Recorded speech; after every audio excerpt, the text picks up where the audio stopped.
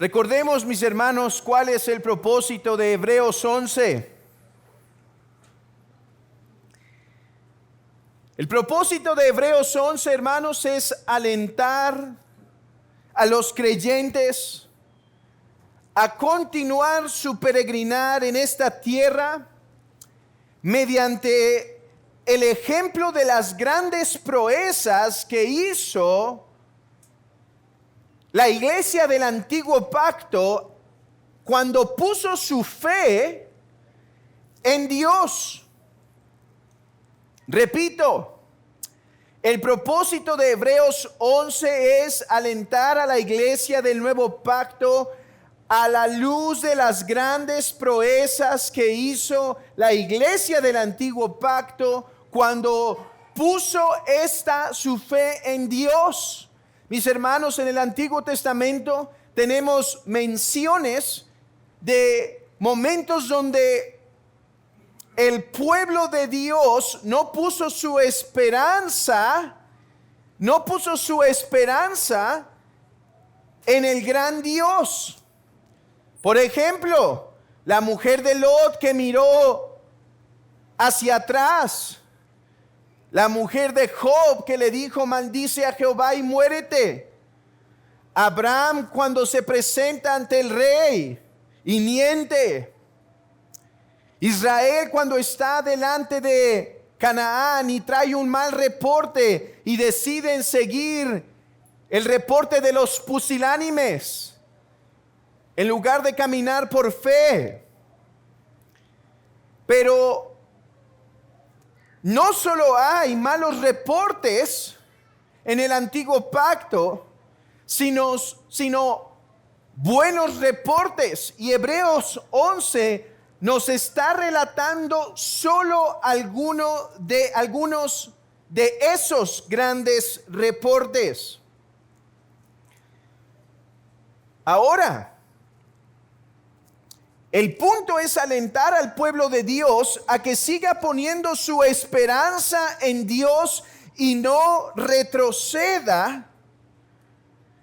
Mis hermanos,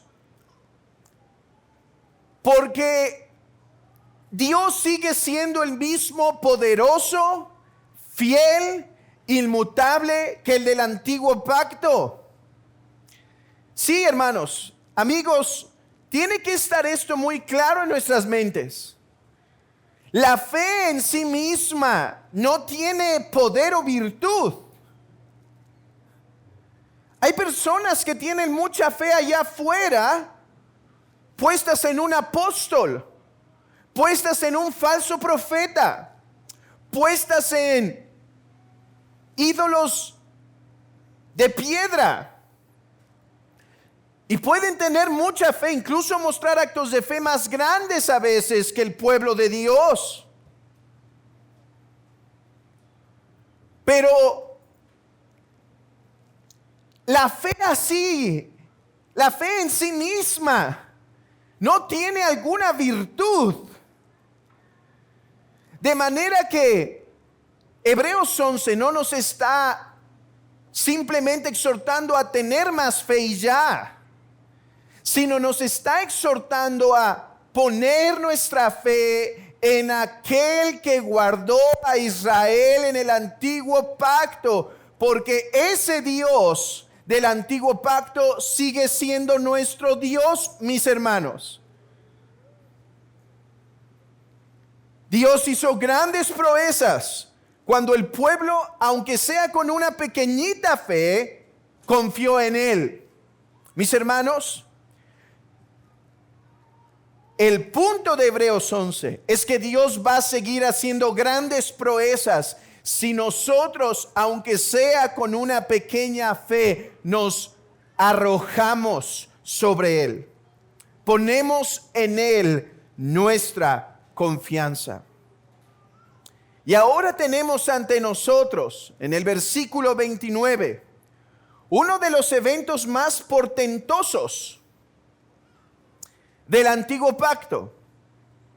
Dice el versículo 29, por la fe pasaron el mar rojo como por tierra seca, e intentando los egipcios hacer lo mismo, fueron ahogados. Este es uno de los grandes portentos que Dios hizo en el antiguo pacto, cuando Israel, aunque sea con una débil fe, decidió confiar en Jehová. Quiero que abran sus Biblias, por favor, hermanos y amigos, en Éxodo capítulo 14, para refrescar un poquito nuestras memorias sobre algunos aspectos importantes de la narración que se nos da en Éxodo 14. En Éxodo 14 tenemos la historia, el evento narrado de cómo Israel pasó por tierra seca. Se nos dice, y yo solo voy a hacer referencia a algunos versículos, no vamos a leer todo el pasaje por causa de tiempo, pero se nos dice que Jehová endureció el corazón de Faraón, versículo 4, y yo endureceré el corazón de Faraón para que lo siga. Así que recuerden, ya pasó la Pascua y ahora el pueblo de Israel ya va en marcha. Pero Jehová le dice particularmente a Moisés por dónde deben caminar. Bueno, Faraón los dejó ir, pero ahora Faraón vuelve a endurecer su corazón y empieza a perseguirlos. Dice el versículo 6, y unció su carro y tomó consigo a su pueblo y tomó 600 carros escogidos y todos los carros de Egipto y los capitanes sobre ellos. Y bueno, ¿qué es lo que tenemos? Que salen a la persecución de Israel.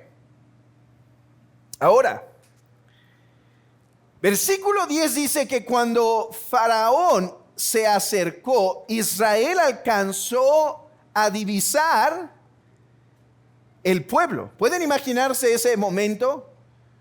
Quizá algunos protestando, porque recuerden que aunque vamos a ver la fe del pueblo, todavía era un pueblo no glorificado, obviamente. Y pudieron haber protestas de algunos dentro del pueblo decir, ¿por qué nos trae por este camino Moisés? ¿Por qué no mejor seguimos el otro? Nos vamos a cruzar con el mar. Y entonces ya me imagino cuando empiezan a ver la polvadera, muchos diciendo, le dije. ¿Por qué no nos hizo caso? Bueno, empieza el pueblo a quejarse. Y dice, versículo 11, ¿no había sepulcros en Egipto que nos has sacado para que muramos en el desierto? ¿Por qué has hecho así con nosotros que nos has sacado de Egipto? A ver, Moisés, ¿para qué nos has metido en estos problemas? Hermanos, esto era semejante a lo que estaba pasando el pueblo cristiano en el primer siglo. La carta donde escribe el apóstol Pablo, probablemente el apóstol Pablo. ¿Qué era lo que estaba pasando en su interior? A ver, estamos siguiendo a Jehová, estamos siguiendo a Cristo, el Trino Dios, el Padre, el Hijo y el Espíritu, y creemos que Cristo es el eterno Hijo encarnado, dado para nuestra salvación, pero ahora las cosas se están empeorando. A ver, ¿no había sepulcros ya en la religión judía? ¿No había ya suficiente persecución en la religión judía como para que ahora, al levantar el asta de Cristo, recibamos todavía un poco más de esa persecución? Pero Moisés le dijo al pueblo, no temáis, estad firmes y ved la salvación que Jehová hará hoy con vosotros, porque los egipcios que hoy habéis visto, nunca más para siempre los veréis, porque Jehová peleará por vosotros. ¿No nos hace referencia a lo que acaba de predicar nuestro pastor? Jehová peleará por vosotros. Pero vean esto, hermanos, no solo al final de la historia, sino en medio también. Peleó por nosotros en la cruz peleará por nosotros en la redención final y pelea por nosotros en el camino. Jehová peleará por vosotros, versículo 14, y vosotros estaréis tranquilos. Entonces Jehová dijo a Moisés: ¿por qué clamas a mí? Di a los hijos de Israel que marchen. Y bueno, sabemos lo que ocurre después. Extiende tu vara y golpea el mar para que el mar se abra y ustedes van a pasar por mar, por tierra seca. Entonces Faraón todavía no se rinde, sino que intentan también pasar. ¿Qué ocurre? Versículo 19, quiero que noten esto porque aunque no es inmediatamente relevante para los primeros 5 minutos que continúan, lo será para más adelante en nuestra predicación. Versículo 19, y el ángel de Dios, vean esto, que iba delante del campamento de Israel, se apartó. ¿Pero para qué? Vean esto. E iba en pos de ellos, o sea, se adelantó, siendo el capitán. Moisés no era el verdadero capitán. El ángel de Jehová, el ángel de Dios, se adelantó al pueblo para ir peleando por ellos la batalla, ir abriendo el camino. Él iba adelante. Pero escuchen algo más. Y asimismo la columna de nube que iba delante de ellos se apartó y se puso a sus espaldas. Absoluta protección. El ángel de Jehová por delante, la nube por atrás, esa misma nube que va a descender en el tabernáculo después. E iba entre el campamento de los egipcios y el campamento de Israel, y era nube y tinieblas para aquellos, y alumbraba a Israel de noche, y en toda aquella noche nunca se acercaron los unos a los otros. Y extendió Moisés su mano sobre el mar, e hizo Jehová que el mar se reteniese por recio viento oriental toda aquella noche, y volvió el mar seco y las aguas quedaron divididas. Bueno, y sabemos lo que pasa después. Ellos siguen caminando. Intenta también pasar el pueblo de los egipcios. Hermanos,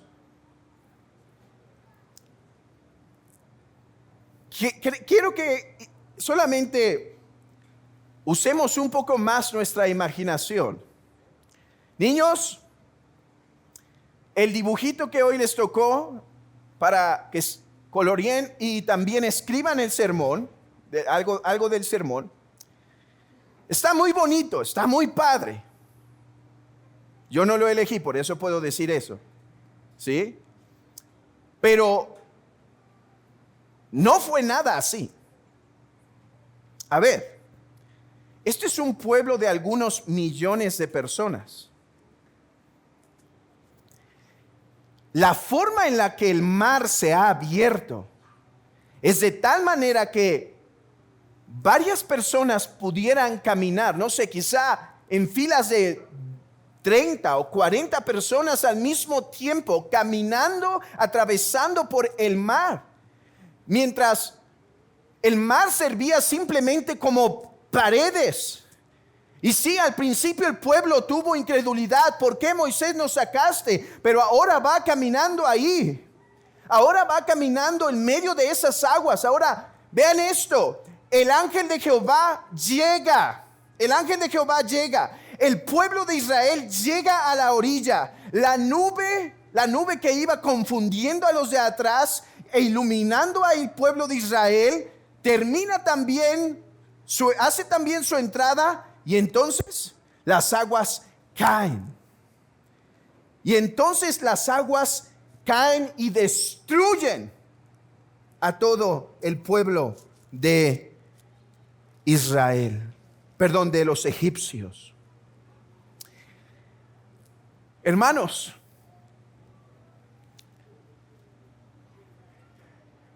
Esta es la enseñanza y la aplicación para el pueblo de Dios en el nuevo pacto. Esta es la aplicación para la iglesia del primer siglo que estaba siendo perseguida y la iglesia del siglo XXI que también tiene sus dificultades, que también tiene sus batallas, que también lucha con el estado espiritual de algunos miembros, que también lucha con cuestiones de enfermedades, con cuestiones de depresiones, con cuestiones de desánimo, con persecución en el hogar, rechazo de los familiares. Y que a veces nos hace las circunstancias tener el deseo de quejarnos contra Jehová y decir, ¿por qué nos sacaste del lugar cómodo para meternos en lugar difícil?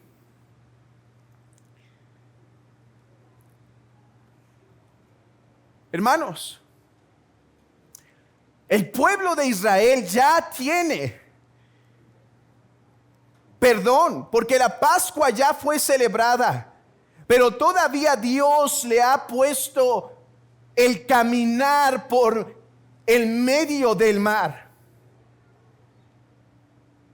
Yo creo que esta representación, esta historia representa para nosotros una enseñanza espiritual de cómo, aunque ya hemos sido perdonados, todavía vamos a tener la prueba de pasar por el medio del mar. O si quieren otra ilustración, todavía vamos a pasar por el desierto muchas veces. No porque no tengamos el perdón, no porque no tengamos el amor de Dios para con nosotros, sino porque Dios ha determinado seguir formando a su Hijo en nosotros de esa manera, seguirnos enseñando que de Él es el poder y que de Él es la gloria durante este caminar. ¿Cuál es, mi hermano, tu mar rojo en este día?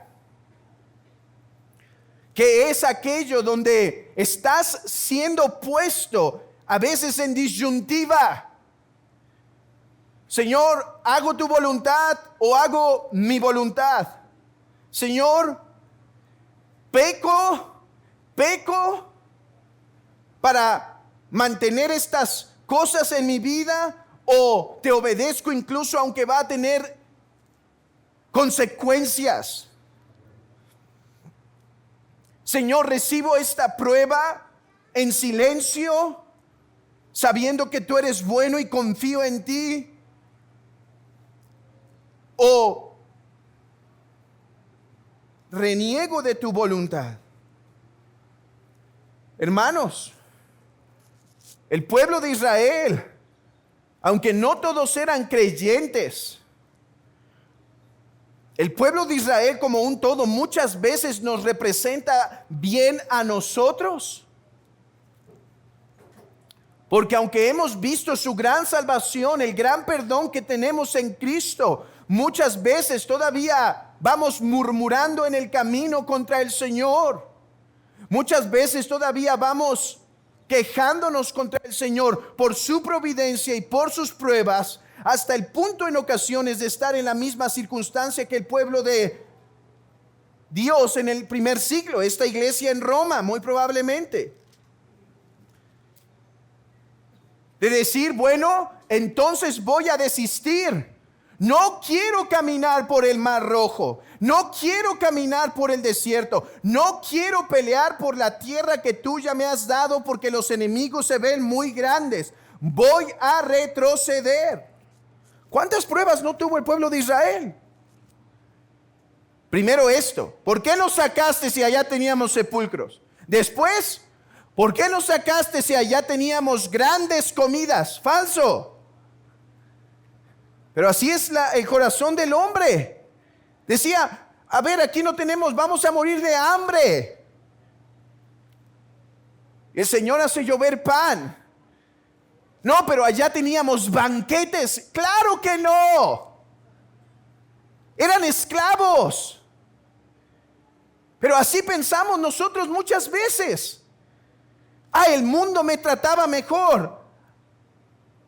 El cristianismo light me trata mejor. El cristianismo a medias es mejor para mí. No. Es falsedad. Después se queja porque no hay agua. Después se queja porque ya no querían solo pan, querían carnita. Y hace llover entonces el Señor codornices, etcétera, mis hermanos. Y seamos honestos, todos nosotros batallamos con estas cosas. Por eso el Señor nos ha dejado el ejemplo de el Antiguo Testamento para que nos diera ejemplo, y nos ha dejado la epístola de los Hebreos para decir: sí, yo batallo con esa misma situación en mi corazón. Hermanos, si hay alguna queja en el corazón, alguna molestia contra el Señor, es algo que Él no ignora, y Él sabe nuestra debilidad. No la escondamos, más bien confesémosla delante de Él, porque el ánimo y el aliento que esta epístola nos da esta mañana, hermanos, es lo siguiente: que aunque todavía vamos a pasar por el Mar Rojo, sí, hermanos, las buenas nuevas esta mañana no vas a pasar por la dificultad. Y saben, eso me da a mí también temor, muchas veces. Y sabes, eso también me trae a mí en ocasiones ansiedades, muchas veces. Y sabes, muchas veces también quita el sueño. Y muchas veces también produce sudor en las manos. Y muchas veces también trae desconcentración, descontentamiento en la vida.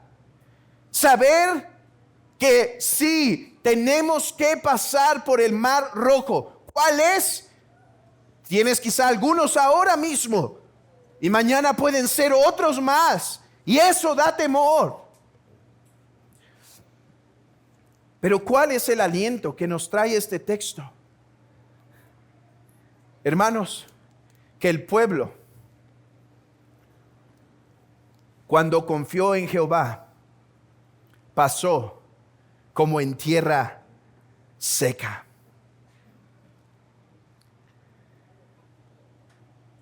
Oh, mi hermano, yo no sé cuál va a ser, yo no sé cuál va a ser tu prueba mañana. Sé de algunas pruebas que están pasando varios de ustedes. Y saben, a veces mi corazón se une al de ustedes y pregunta: Señor, ¿voy a resistir? Señor, esto es demasiado difícil. No te negaré en medio del dolor.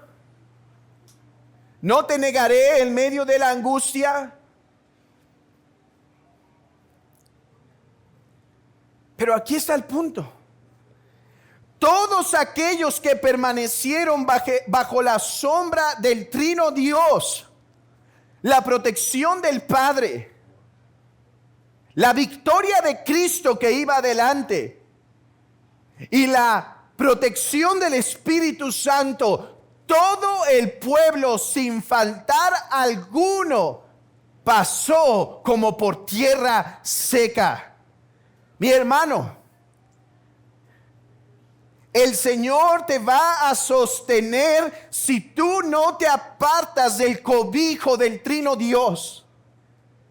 El Señor te va a sostener si tú no te desvías, si tú no te sales del rebaño, si tú, aunque sea con una poca fe, sigues tomándote del Trino Dios diciendo: Señor, no permitas que yo crea mis propios pensamientos o los que me susurra el diablo de que tú has mostrado que no me amas por medio de esta prueba. O al no tener esta bendición, tú me estás mostrando que no te preocupas por mí. Ayúdame a no creer eso. Dame gracia porque yo veo en Cristo que tú me has amado, aunque en medio de esa gran lucha nosotros nos agarremos, aunque sea un poco de ese trino, Dios, estaremos seguros, queridos hermanos. No así los egipcios, los cuales rotundamente fallaron. ¿Eres del pueblo de Dios? ¿Has puesto tu confianza en el nombre del Trino Dios? ¿En el nombre del Padre, del Hijo y del Espíritu Santo? Ese es nuestro bautismo. Hemos sido bautizados en el nombre de nuestro Salvador, el Padre, el Hijo y el Espíritu Santo. Pero si tú sigues sin creer en el amor del Padre, la obra de Cristo y el amor del Espíritu Santo, entonces no tienes la adopción de Dios. Eres egipcio. Eres egipcio. Y en aquel día las olas caerán sobre ti. No te confundas. Puedes tener paz. Puedes tener buenas comidas como los tenían los egipcios. Pero en el día del juicio fueron destruidos. No te confundas. Quizá hoy Dios extiende su misericordia dándote algunos bienes externos. Pero eso no es muestra de su favor salvador.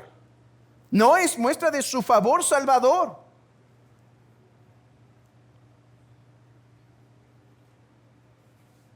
Es necesario que te arrepientas de tus pecados y creas en Jesucristo y seas guardado por el Trino Dios, si es que vas a ser librado en el día del juicio. Ahora, déjenme pasar a mi último punto de 20 minutos. Y es que aunque todavía hay más aplicaciones que hacer, no quiero reducir mi tiempo para lo que considero lo más importante de este sermón. Y es que es Cristo y el Mar Rojo.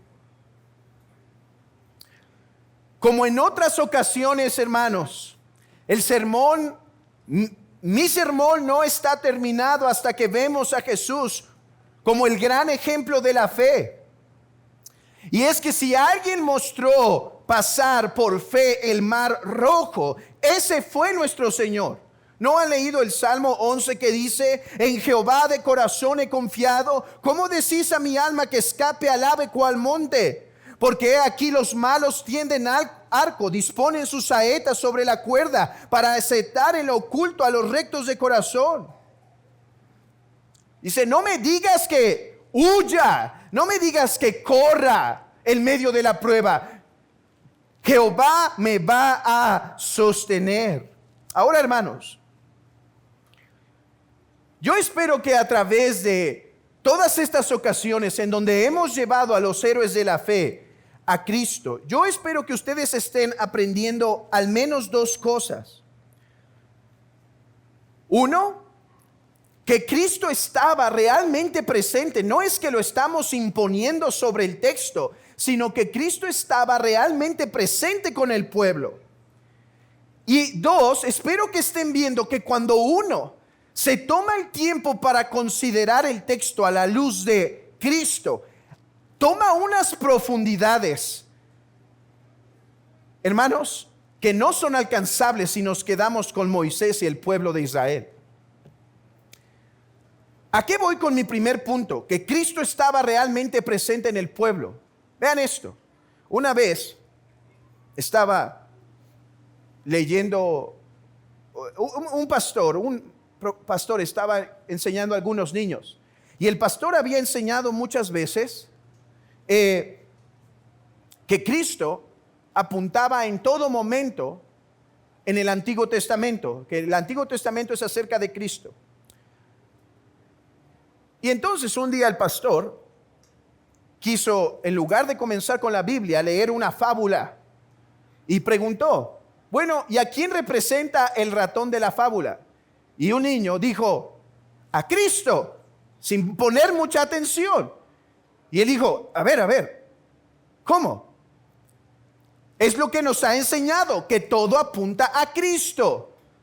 El pastor ese día se dio cuenta de algo. Mis hermanos, es verdad que todo en el antiguo pacto apunta a Cristo, pero debemos ser responsables en la forma en la que el texto apunta a Cristo, porque en ocasiones lo podemos hacer de formas simples y erradas y torcer más bien el texto para que se vea ahí a Cristo, y eso no es necesario. Solo es necesario pasar un poquito de más tiempo en el texto para que veamos a Cristo ahí.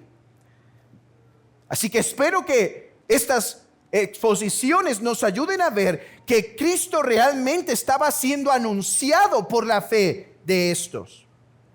Y dos, quiero que vean, hermanos, cómo el texto adquiere otro sabor cuando contemplamos a Cristo como nuestro ejemplo. En primer lugar, ¿cómo que Cristo estaba presente con el pueblo? Hermanos, yo les dije que prestaran atención a Éxodo 14, 19, y ya no vayan ahí porque yo se los leo. Pero dice el texto que el ángel de Dios que iba delante del campamento de Israel se apartó e iba en pos de ellos. He aquí el pueblo que tiene que pasar por el Mar Rojo, pero he aquí el ángel de Dios, que yo creo que no es otro, sino lo que se llama en la teología una cristofanía. O sea, el Logos revelándose desde el antiguo pacto como el que iba a ir delante del pueblo de Dios para vencer a sus enemigos. De hecho, esto también ocurre cuando están en el desierto. Y de hecho ocurre cuando se reveló en el antiguo pacto, no solo como el trino Dios, como ocurre en la zarza ardiendo, sino en ocasiones se reveló particularmente como en una de las personas del trino Dios. Y creo que es el caso. Hermanos, dice que y el ángel de Dios iba delante del campamento. Esto me hizo recordar las palabras del evangelista cuando dice que Jesucristo puso su rostro como pedernal para ir a Jerusalén, para ir a cumplir su cometido. De manera, hermanos, que el ángel de Jehová, el ángel de Dios que estuvo en el antiguo pacto, pasando por el Mar Rojo, o sea, el verbo preencarnado, revelado de esta manera, que iba delante, un día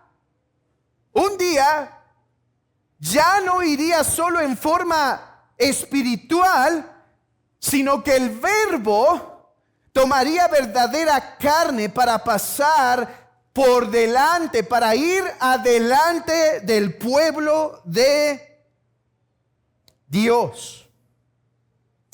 Jesús tuvo varios momentos en su vida en donde pasó por un mar rojo. ¿Qué diríamos de su nacimiento?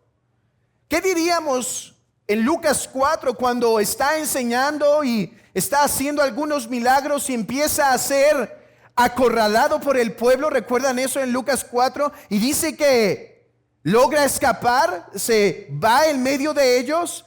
Yo siempre me he preguntado cómo es que logró escapar, porque Jesús era verdadera carne. Así que, ¿cómo es que ocurrió? Quizá un milagro en ese momento. O quizás simplemente encontró una forma y fue llevado por otro lado. Pero hubo momentos en donde estaba en el Mar Rojo, pero él continuaba haciendo la voluntad de su Padre. Jesús es tentado por Satanás y él permanece firme y después es servido por los ángeles. Es interesante este evento de la tentación de Jesús, porque hermanos, es un ejemplo del Mar Rojo. Porque en la tentación le está ofreciendo Satanás que consiga lo que el Padre le prometió, pero de otro modo. O sea, que ignore la voluntad de Dios para obtener mejores cosas, podríamos decir entre comillas, de lo que el Padre le había prometido. Ahora, Jesús se mantuvo firme y él prefirió hacer la voluntad de Dios. Él prefirió caminar por fe. Él prefirió obedecer y someterse en todo. Ahora, lo que me parece muy interesante, hermanos, de Lucas 3, cuando se narra la tentación de Jesús, es que dice que el Espíritu Santo lo empujó al desierto. Otra vez, lo empujó al desierto. Dos cosas. Es desierto, es prueba. En primer lugar. En segundo lugar, es el Espíritu Santo quien lo empujó. Hermanos, así como fue la voluntad del Trino Dios pasar por el Mar Rojo a Israel, así es la voluntad del Señor. Así fue la voluntad del Señor para con el Señor Jesucristo, que pasara por el Mar Rojo en medio de la dificultad. Y así también, hermanos, suele ser la voluntad del Señor pasarnos por el Mar Rojo. Ahora, ¿cuál es la mayor prueba? Hermanos, ¿cuál es la mayor prueba que enfrentamos aquí? La mayor prueba, hermanos, es que estemos dispuestos a hacer la voluntad del Señor y que pongamos su voluntad sobre la nuestra. Dice la oración del Padre nuestro: y no nos metas en tentación, mas líbranos del mal. ¿Qué significa esto? No nos permitas que ante la prueba, que ante la dificultad, que ante la disyuntiva, mi corazón se aleje de ti para hacer mi voluntad. No me dejes seguir los pasos de Adán, mi padre, que por no someterse a tu voluntad y a tus mandamientos, no pasó el Mar Rojo, sino que se ahogó en él. Esa es la gran prueba cuando estamos enfrente del Mar Rojo. El Señor nos está diciendo: avancen. ¿Por qué me estás hablando, Moisés? ¿Por qué me estás hablando a mí? Dile al pueblo que avance.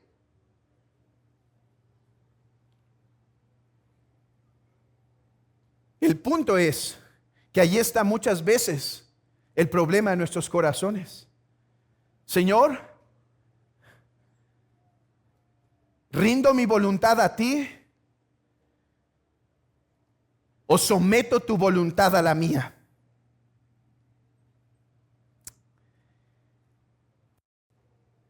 Jesús es el ejemplo de aquel que pasa por el Mar Rojo a través de pruebas, a través de predicar la palabra, incluso cuando esto le costó peligros. Pero más que nada, Jesús pasa por el Mar Rojo principalmente de Getsemaní hasta la cruz. De Getsemaní hasta la cruz. Abran sus Biblias en Lucas capítulo 22. Lucas 22, por favor. Versículo 39. Perdón.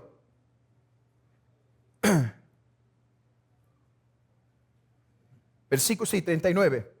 Y saliendo se fue como solía al monte de los olivos, y sus discípulos también le siguieron. Cuando llegó a aquel lugar, les dijo: orad que no entréis en tentación. Y él se apartó de ellos a distancia como de un tiro de piedra, y puesto de rodillas oró diciendo: Padre, si quieres, pasa de mí esta copa, pero no se haga mi voluntad sino la tuya. y se apareció un ángel del cielo para fortalecerle. Jesús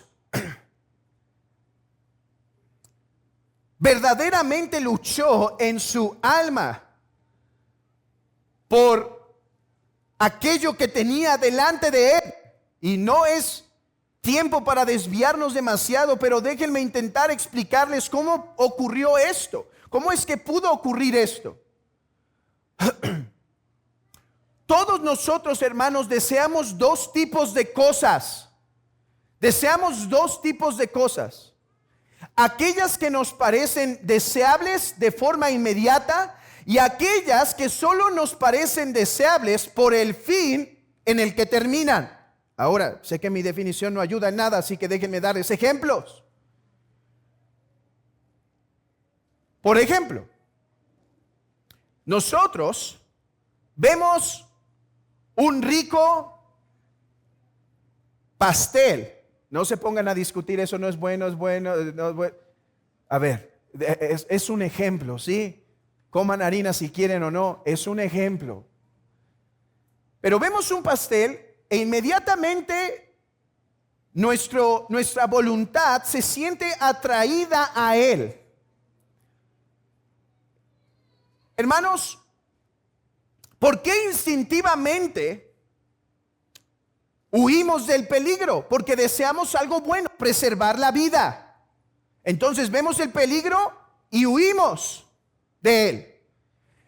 Pero ¿qué pasa cuando perseguimos algo que no es agradable ante nosotros por el fruto que va a traer? Por ejemplo, voy con el doctor y acepto la inyección, porque aunque voluntariamente quiero huir de esa inyección, sé que recibirla me va a traer algo bueno. Pongan el ejemplo del peligro. Naturalmente somos repelidos a huir. Es bueno querer huir del peligro. Pero ¿qué pasa si huimos del peligro, nuestros hijos sufren? Entonces enfrento el peligro, no porque el peligro sea bueno, sino porque el fin es bueno, que es rescatar. Bueno, Jesús, al ser verdadero hombre, tuvo una voluntad sensitiva que rehuía naturalmente a lo que es malo. En este caso, sufrir en la cruz. Pero su voluntad sensitiva se sometió a una voluntad superior que llamamos voluntad de razón, que dijo: no, pero recibir esto es bueno, no en sí mismo, sino por causa de mi pueblo. Así la voluntad racional de Cristo se sometió plenamente y naturalmente y sin luchas entre la voluntad racional y la voluntad divina, pues dijo: pero no se haga mi voluntad sino la tuya. Hermanos, ese fue el mar rojo por excelencia de nuestro Señor. El pasar en medio de las aguas de la oscuridad, el pasar por medio de la muerte, por medio del dolor, en donde su alma se separaría verdaderamente de su cuerpo. Pero él, al haber confiado en el Padre, llegó hasta la otra orilla, llegó al tercer día resucitado.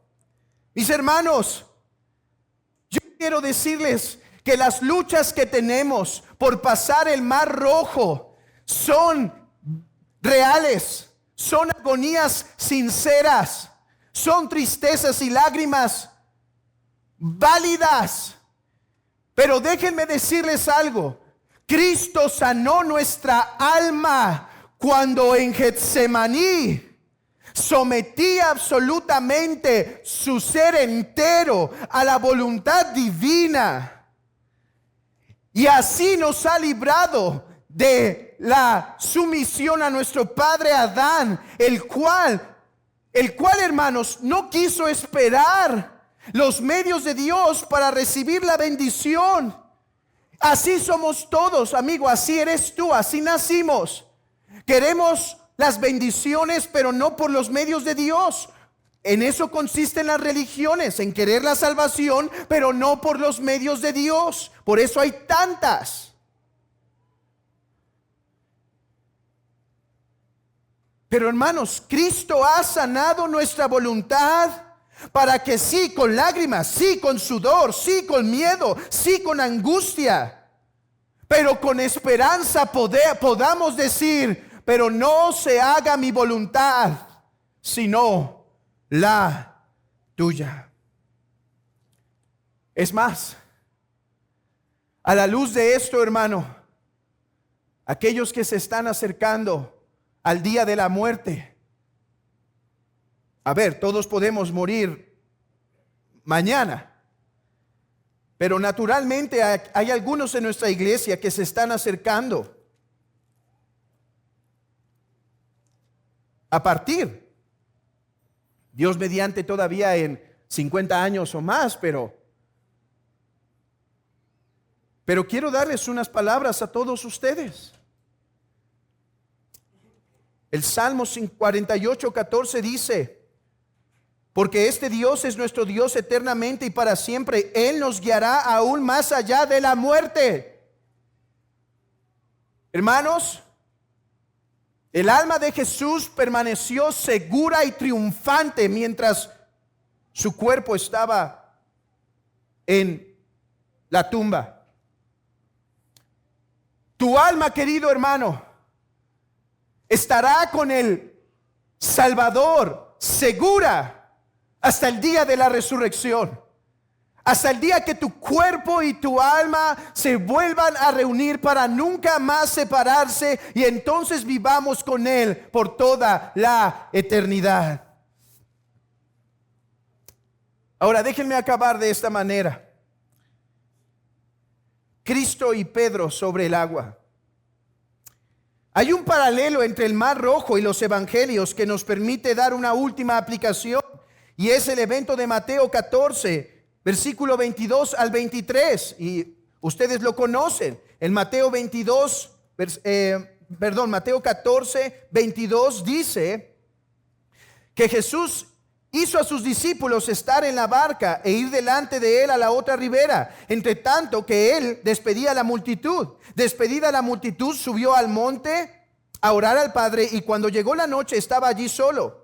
Y ya la barca estaba en medio del mar, azotada por las olas, porque el viento era contrario. Mas a la cuarta vigilia de la noche Jesús vino a ellos andando sobre el mar. Y los discípulos, viéndole andar sobre el mar, se turbaron diciendo: un fantasma. Y dieron voces de miedo. Pero enseguida Jesús les habló diciendo: tened ánimo, yo soy. Tened ánimo, yo soy. Ego eimi, yo soy el que soy, no temáis. Entonces le respondió Pedro y dijo: Señor, si eres tú, manda las aguas,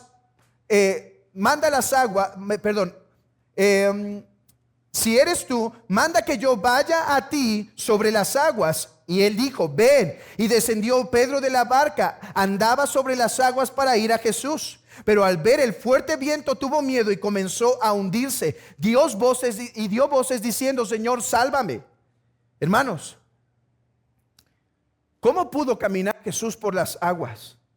Me gusta la explicación de un antiguo que dijo: porque Él permitió que el verdadero poder de la divinidad se posara sobre Él. Él es verdadero Dios, y su humanidad, su cuerpo y alma se rendían totalmente a la voluntad del Verbo, a la voluntad del Padre, y el poder del Padre, del Verbo y del Hijo estaban en Cristo, y así pudo caminar sobre las aguas. Ahora, ¿qué es lo interesante, hermanos? ¿Qué es lo interesante? Sí, es interesante que Jesús caminó por el agua, pero ¿no es más interesante que Pedro caminó también? Porque Jesús es verdadero Dios y tenemos sentido para afirmar por qué caminó por el agua. Pero Pedro no es verdadero Dios. ¿Cómo pudo caminar por el agua? Podemos decirlo así, porque por un momento Pedro permitió que su humanidad se rindiera absolutamente a la voluntad divina. ¡Cuidado! No hay nadie como Jesús, porque Él es el eterno Dios de quien poder divino salía de Él. Pero Él se complace en que nosotros experimentemos o participemos de su poder cuando nos rendimos absolutamente a la voluntad divina. Recuerden bien lo que dijo Pedro. Señor, manda que yo camine sobre las aguas. Señor, si yo camino, yo me hundo. Pero si tú lo mandas, yo te voy a obedecer. Entonces, Jesús mandó, ven, camina. Y así es como pudo pasar por encima de las aguas, obedeciendo la voz de Dios, rindiéndose ante Él, confiando ante Él. Pero ¿qué ocurrió, mis hermanos? Cuando Él permitió que lo que estaba a su alrededor le hiciera quitar la mirada de Jesús, entonces se empezó a hundir y dijo, sálvame, sálvame. Oh, hermanos, esto tiene mucha aplicación. Los judíos, como Moisés, pasaron en tierra seca porque se mantuvieron viendo al invisible. Porque ellos sabían quién era Jehová y que los iba a liberar. Pero ahora nosotros, como Pedro, hemos visto quién es Jehová de una forma superior a través de Jesucristo, quien es el resplandor de la gloria del Padre. De manera que nosotros, como Pedro, tenemos una mayor revelación de quién es Dios, y por esa causa no solo podemos caminar por tierra seca, sino caminar sobre el mar, si es necesario, para cumplir la voluntad de Dios. Pero ¿cómo hacerlo? ¿Cómo hacerlo? ¿Cómo lo hizo Pedro? Rindiendo nuestra voluntad a Dios en medio de las olas, en medio de la aflicción, en medio de nuestras quejas, en medio de nuestros pensamientos, sometiéndonos a la voluntad de Dios revelada y no dejando de mirar a Jesús. ¿Y cómo lo miro? ¿Cómo lo miro? Hermanos, ya tengo que dejarlos ir. Y nomás no logro acabar esto, a pesar de que estoy salte y salte mis notas. Pero ya voy a acabar. Ustedes saben cómo mirarlo. Por la oración, la meditación de la palabra y los sacramentos, la predicación de la palabra y la comunión de los santos. Pero hermanos, solamente quiero decirles algo y ya los dejaré ir. Solo no tomen estos medios como meros requisitos que si uno cumple ya. Vean esto otra vez. ¿Qué iba detrás del pueblo de Israel? ¿Qué iba detrás? La nube. El pueblo de Israel estaba cubierto por la obra del Espíritu Santo que los ayudaba y los iluminaba para ver a aquel que tenían adelante. Recuerden, ¿qué pasó en la transfiguración? Cristo se revela, los 3 discípulos se asombran, pero no olviden que la nube descendió, el Espíritu Santo los llenó para que pudieran comprender y ver a Jesús.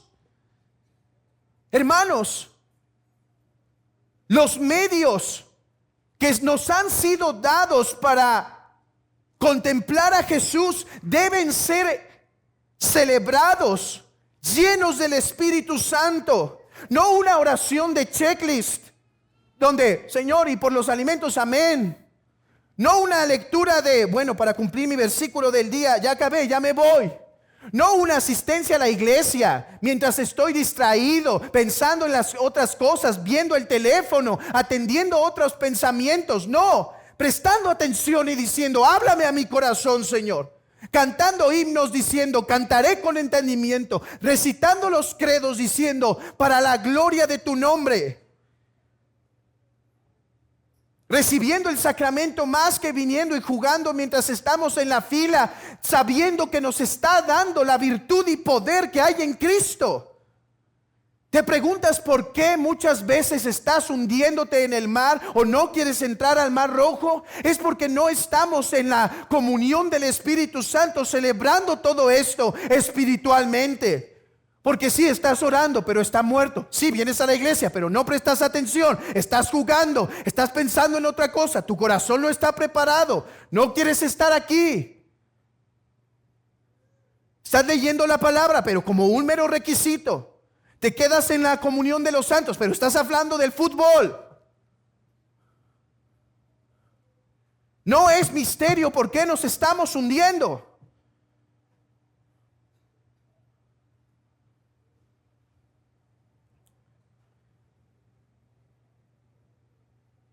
Hermanos, solo manteniéndonos mirando a Jesús por el poder del Espíritu Santo es que pasaremos por el mar rojo y pasaremos caminando por el agua cuando rindamos nuestra voluntad al Señor. Espero que tengan claro esto, hermanos. Es la voluntad muchas veces del Señor llevarnos por el mar rojo, pero el Dios que abrió las aguas hace miles de años es el mismo Dios que ahora está con su iglesia. Cristo, hermanos, es la mayor revelación, de manera que no solo podemos pasar por el mar rojo, sino caminar por encima de él. Y Cristo ha sanado nuestra voluntad para que la rindamos a él. Hermanos, tu Salvador te ha sanado y te ha revelado a tu gran Dios. Oh, que rindamos nuestras vidas a él. Oh, que podamos caminar como una iglesia rendida a él. Oh, que podamos decir al final de nuestros días, Señor, lo que me has pedido te he dado y nada te he rehusado, sabiendo quién es él. Pero ya los tengo que dejar ir. Oremos.